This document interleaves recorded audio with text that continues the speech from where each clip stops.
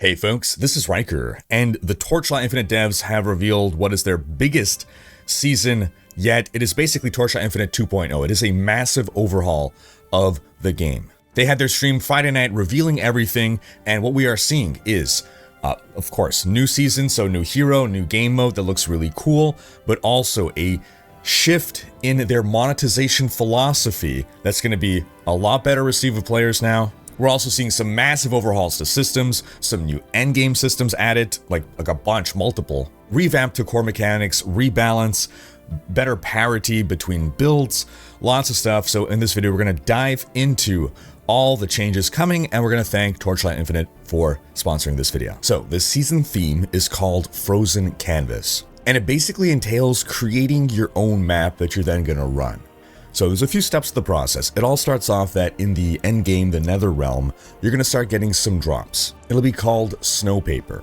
And with this snow paper, you need to collect enough of it to create a canvas, thus the frozen canvas. So you collect enough of the snow paper of a given type to make a snow paper canvas. There's different canvases of higher and higher level. And what this canvas is going to give you is basically a board or a grid upon which you're going to start painting in the different cells. And what you're going to be doing, again, is building up the map that you're going to be running. So you start painting in where the monsters are going to spawn and what kind of monsters and stuff. These are the paints that you're working with. So one of the paints is like, this is like a Dwarven level 3 paint. So you're going to get different paint types. You're going to be able to level up the paints over time. And then in addition to paint types, there's also brushstroke effects. So for instance, you can select a brushstroke effect to regain one random coloring paint, or increase the level of 2 random paints within the area by 1. And rather than just paint them in randomly, you're given these sort of mini objectives to chase after as well. I mean, I guess you could kind of paint them however you want, but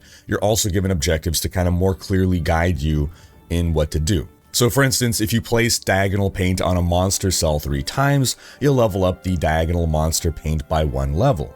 So that's how you're going to be leveling up your paint, for instance. And you're going to get different objectives, I think, on every canvas. So over time, your objective is going to be to unlock more paints, level up these paints and all that stuff to give yourself more options and more powerful options. Then once you've painted in every cell, that's when you get to run your map. You get to see your creation come to life. This becomes the frozen map. And it seems as though it's going to mimic the layout of what you painted, but then within the cells, the map squares, there's procedural generation of what you're going to encounter.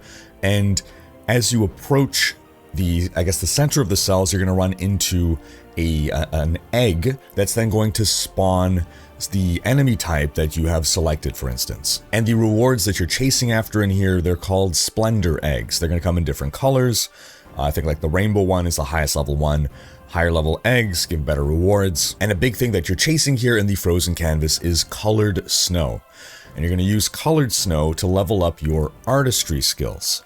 So your artistry skills, this is this sort of like skill tree progression system. You're going to be able to allocate points into it however you see fit. As you put in these points, you're going to unlock more brush strokes. Again, those give you those modifiers when you're painting your map. And then it's going to give you these various bonuses as well, like higher drop rates of snow paper fragments, better drop chances of paints in the Nether Realm, increased drop rarity while inside the frozen canvas, increase the quantity of colored snowdrops, as a sort of self-perpetuating system. So that's the gameplay loop of the season. Again, you start off where you're just running endgame, Nether Realm. You're going to start getting these drops of the frozen canvases, the paper. You're going to use that paper to start building a canvas. Then you're going to use your paints to start painting on the canvas. You're going to be leveling up those paints and whatnot by fulfilling the objectives. Then when you've painted your canvas fully and you're ready, you run the map.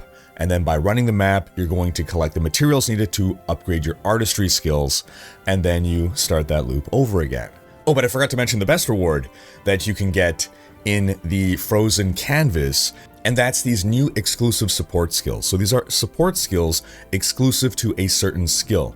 So the game has a ton of support skills, right, that could apply to skills with a certain tag, but now you're getting support skills exclusive to like a whirlwind, for instance. So for instance, the whirlwind skill gets a support skill that if you apply it to whirlwind now gets the projectile tag, and now starts as you're whirlwinding around, it's shooting out projectiles all over the place as well. Or Ground Shaker, normally is a skill where you slam the ground in front of you, you apply the support skill, and now it's a mobility skill where you are jumping, you're leaping forward and slamming. It becomes a leap slam skill. Or the Split Shot support skill turns Split Shot from just a projectile attack to a channel attack that, as long as you're holding it down, it's spamming out attacks at nearby enemies. So these support skills have a good chance of shaking up the meta and give you something to chase while doing this seasonal activity. Also, these exclusive support skills won't level up just like any other skill, as in like just by playing the game and killing monsters, getting XP. You're going to level them up with specific drops that you're going to get from within the frozen canvas. Overall, there's over 100 brand new support skills. Then we're also getting a new hero this season, Tide Whisperer Selena, who is the first shapeshifting hero in Torchlight Infinite. So Selena is basically a mermaid, and she can shift from being a classic mermaid with a tail to having 2 legs, basically an aerial transformation. So when she's in the full mermaid form with the mermaid tail, that's called her bard state. And it's called bard state because she's singing. It's that siren song, right, of the mermaids. And this is the super high mobility mode. Basically, it transforms most of her skills into channeled skills. She's going to be able to ignore enemy collision, and she can change all of her stationary skills into skills that are active while she's moving. Then her other state is loud song state, and that gives her a pair of legs instead. And in this form, you're going to sacrifice everything that you get in the bard form. You're going to sacrifice move speed, you're going to sacrifice cast speed, attack speed, all to get a big damage boost. So the way I'm imagining this play out is going to be, as you're running the maps, you're going to stay in the bard form, and then once you get to the boss, boom, you go loud. So in addition to those new features, we also have a whole host of reworks to the game, rebalancing from core stats to skills. They're doing massive overhauls here in the interest of making the game more accessible and more balanced. As season after season has come out and new heroes and everything, certain builds have emerged as particularly strong, so they just want to create greater parity amongst the various builds. And they also want to make, again, a lot of the systems were becoming a little bit too complex. They want to make them more approachable, more digestible, more understandable. So we're also getting an overhaul to the crafting system, for instance. They also want to cut down on the power creep that was happening with the absolute highest builds, just tossing out insane damage numbers. Overall, with crafting, it's going to be a lot easier to identify a really solid base to craft on now.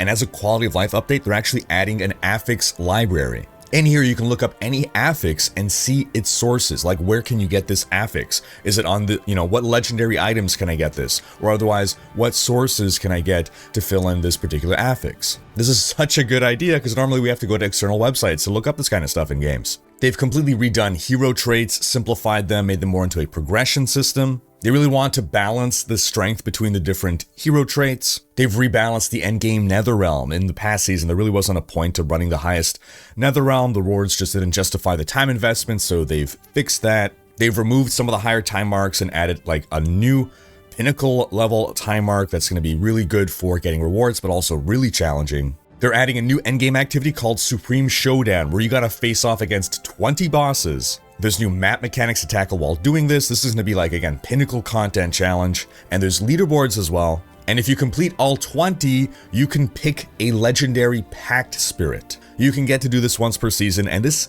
ties into the philosophy changes that they're making in their monetization, where now they want to let you be able to grind out these legendary Pact Spirits without having to pay. Then there's another new endgame system called Boss Conquest. You got 3 minutes to fight this boss. As you are dealing damage to the boss, he starts leveling up. Basically, the better you are, the faster he's going to level up, the harder he's going to get, the more complicated mechanics he's going to unlock. You get 3 revives in this mode, and then whatever happens first, either the 3 minutes elapse or you consume your 3 revives, whatever level he has reached by then will dictate your rewards. And this is a challenge that you can run once a day to get daily rewards. They're also adding something called the Path of Progression.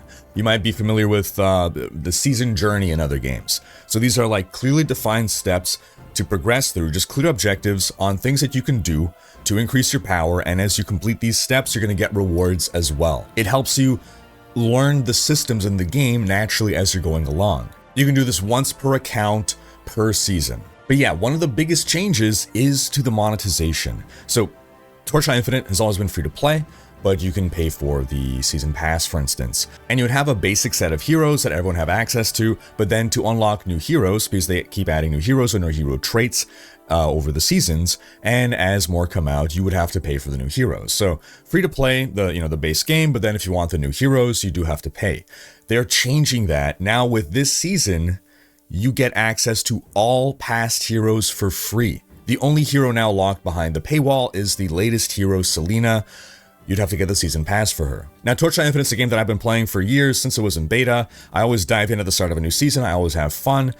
The one recurring criticism that I see whenever I play it on stream or something is people ask, like, oh, the monetization.